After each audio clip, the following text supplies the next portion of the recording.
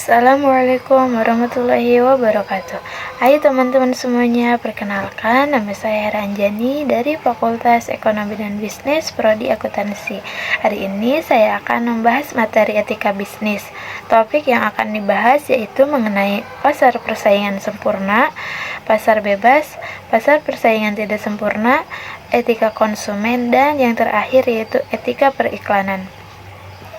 Jadi teman-teman, yang pertama kita bahas tentang pasar persaingan sempurna.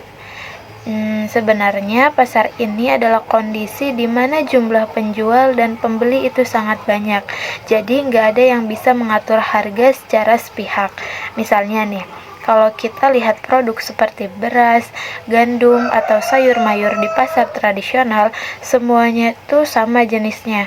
Akibatnya, harganya lebih dipengaruhi oleh interaksi antara penawaran dan permintaan, bukan oleh penjual tertentu. Yang bikin menarik adalah di pasar seperti ini konsumen punya banyak pilihan, sementara produsen nggak bisa seenaknya menentukan harga. Pokoknya semuanya berjalan dengan sangat transparan dan seimbang.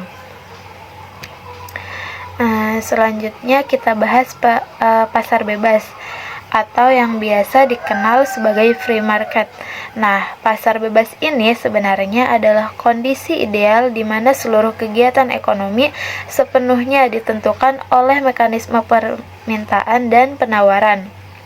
Bayangkan aja, semua keputusan ekonomi seperti membeli atau menjual barang dan jasa itu murni hasil interaksi sukarela antar individu tanpa ada campur tangan pihak lain seperti pemerintah. Jadi, pasar bebas ini memberikan kebebasan bagi setiap orang yang terlibat secara langsung dalam ekonomi, baik itu soal uang, barang, atau jasa. Fleksibel banget ya. Nah, selanjutnya kita bahas kalau tadi kita bahas pasar persaingan sempurna, sekarang kita lanjut ke pasar persaingan tidak sempurna.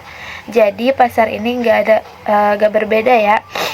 Di sini ada satu atau beberapa pelaku usaha yang punya pengaruh besar terhadap harga atau jumlah barang yang diproduksi.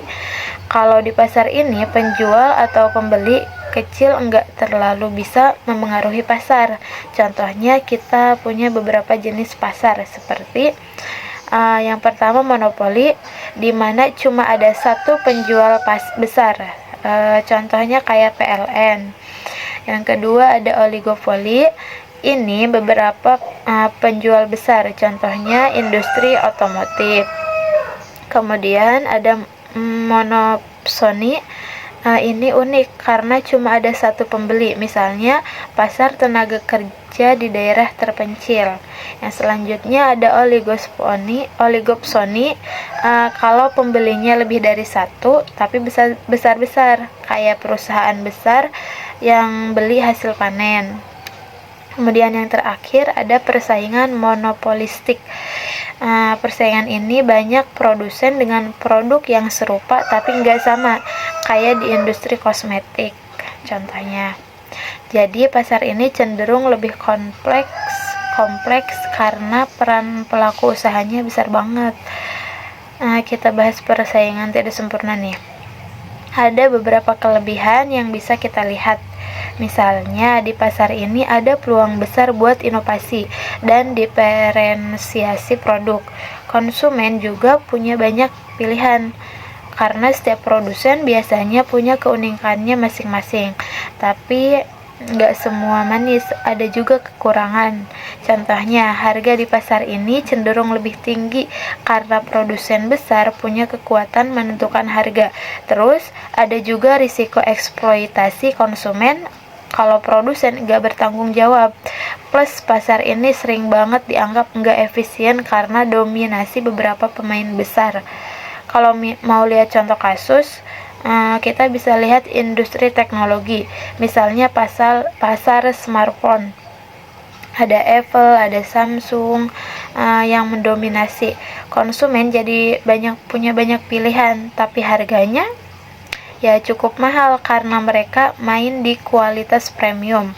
Atau coba lihat pasar jaringan telekomunikasi di Indonesia. Ada Telkomsel, Indosat, dan XL. Meskipun ada kompetisi, tetap aja mereka punya kontrol besar di pasar. Jadi, pasar persaingan nggak sempurna ini memang menarik. Dia bisa mendorong inovasi, tapi juga bisa bikin beberapa tantangan, terutama soal efisiensi dan aksesibilitas.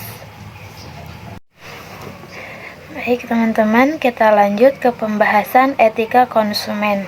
Nah, ini penting banget terutama dalam hubungan antara bisnis dan konsumen. Ada yang namanya perlindungan konsumen, yang sebenarnya adalah upaya hukum buat melindungi konsumen dari praktik yang merugikan mereka. Nah, kalau kita ngomongin hak konsumen, ini udah diatur jelas di Undang-Undang Perlindungan Konsumen Nomor 8 Tahun 1999. Konsumen punya banyak beberapa hak utama.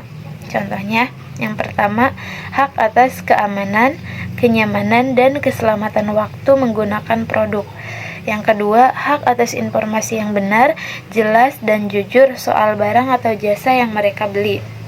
Yang ketiga, hak buat memilih barang atau jasa yang sesuai dengan nilai tukar yang mereka bayar.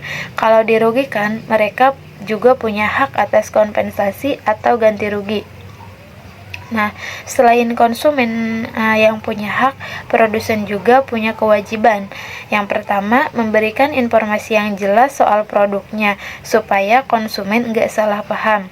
Yang kedua, menjamin mutu produk. Jadi, yang mereka jual itu sesuai standar dan aman buat digunakan. Yang ketiga, jangan lupa tidak boleh curang. Misalnya, manipulasi harga atau bohong soal kualitas produk. Kalau produsen dan konsumen sama-sama paham atas hak dan kewajibannya, bisnis bakal lebih sehat, konsumen merasa aman, produsen juga dipercaya. Jadi ini bukan soal jual beli, tapi juga soal kepercayaan dan tanggung jawab. Oke, kita lanjut ke hubungan antara produsen dan konsumen. Jadi ya sebenarnya hubungan itu saling membutuhkan. Produsen butuh konsumen buat beli produk mereka, dan konsumen butuh produsen untuk menyediakan barang atau jasa yang mereka perlukan. Tapi meskipun kelihatan saling menguntungkan, hubungan ini sering nggak seimbang. Kenapa? Karena konsumen biasanya mengandalkan informasi yang diberikan oleh produsen. Kalau produsen nggak jujur, konsumen bisa rugi. Makanya produsen itu punya tanggung jawab moral dan hukum buat memastikan mereka nggak merugikan konsumen, baik secara langsung maupun nggak langsung. Nah, dari hubungan ini kadang ada konflik yang muncul. Contohnya yang pertama, pelanggaran hak konsumen, kayak informasi produk yang enggak jelas atau bohong. Yang kedua, penipuan produk. Misalnya, barangnya diklaim berkualitas tinggi, tapi ternyata enggak sesuai. Yang selanjutnya, ketidaksesuaian produk atau jasa, kayak barang yang dikirim beda dari yang dijanjikan atau layanan yang enggak memenuhi standar. Intinya, kalau hubungan produsen dan konsumen enggak dijaga dengan baik, yang rugi ya kedua belah pihak. Konsumen kehilangan kepercayaan dan produsen kehilangan pelanggan. Jadi penting banget buat ada transparansi dan tanggung jawab di antara mereka. Selanjutnya kita bahas contoh kasus etika konsumen secara terstruktur. Yang pertama yaitu kasus penipuan produk. Kasus pertama adalah penipuan produk. Ini terjadi ketika produsen menjual barang atau jasa dengan iklan yang menyesatkan. Contohnya, produk kesehatan yang mengklaim bisa menyembuhkan penyakit tertentu, tapi ternyata klaim tersebut tidak terbukti secara ilmiah. Yang kasus kedua yaitu produk cacat. Misalnya ada pada produk makanan, ada produk yang tidak layak konsumsi seperti makanan yang sudah kadaluarsa atau mengandung bahan berbahaya, tetapi tetap dijual kepada konsumen. Hal ini jelas melanggar etika karena membahayakan kesehatan para konsumen. Kemudian upaya untuk menyelesaikan konflik seperti ini ada beberapa langkah yang bisa dilakukan. Yang pertama, melaporkan kasus ke Badan Penyelesaian Sengketa Konsumen atau BPSK. BPSK adalah lembaga yang membantu menyelesaikan masalah antara konsumen dan produsen secara cepat dan efisien. Yang kedua yaitu mengajukan gugatan hukum kepada produsen. Konsumen bisa membawa kasus ini ke jalur hukum untuk mendapatkan keadilan seperti ganti rugi atau kompensasi. Penyelesaian seperti ini penting untuk memberikan efek jera kepada produsen dan melindungi konsumen lainnya dari kerugian yang serupa. Baik teman-teman, yang terakhir kita bahas tentang etika periklanan ya. Jadi iklan itu punya fungsi penting banget. Pertama, sebagai informasi, iklan membantu konsumen tahu apa itu produk atau jasa yang ditawarkan. Contohnya, kalau ada produk baru, konsumen perlu tahu manfaatnya, cara pakainya, atau keunggulannya dibanding produk lain. Kedua, ada persuasi, yaitu membujuk konsumen supaya tertarik membeli produk tersebut. Iklan kayak gini biasanya memanfaatkan visual atau kata-kata yang menarik. Yang ketiga, iklan berfungsi sebagai pengingat. Kadang produk yang udah lama dikenal tetap diiklankan supaya enggak kalah saing, seperti iklan mie instan yang udah dikenal tapi tetap muncul di TV. Dan terakhir, iklan juga membantu menciptakan kesadaran atau membangun citra positif produk, seperti dengan menonjolkan nilai-nilai tertentu. Nah, kalau dilihat dari jenisnya, iklan itu bisa dibagi menjadi 3. Yang pertama ada iklan komersial. Fokusnya untuk promosi produk atau jasa. Contohnya iklan makanan cepat saji yang sering kita lihat di TV. Yang kedua ada iklan sosial. Biasanya lebih ke pesan moral atau sosial. Contohnya kampanye hemat energi atau anti merokok. Yang ketiga ada iklan layanan masyarakat. Nah, iklan ini biasanya dibuat untuk kepentingan umum, seperti iklan vaksinasi atau pencegahan bencana. Tapi enggak semua iklan itu sesuai etika loh. Contoh kasus yang sering terjadi, misalnya yang pertama iklan menyesatkan. Misalnya produk kecantikan yang menjanjikan hasil instan, padahal enggak ada bukti ilmiahnya.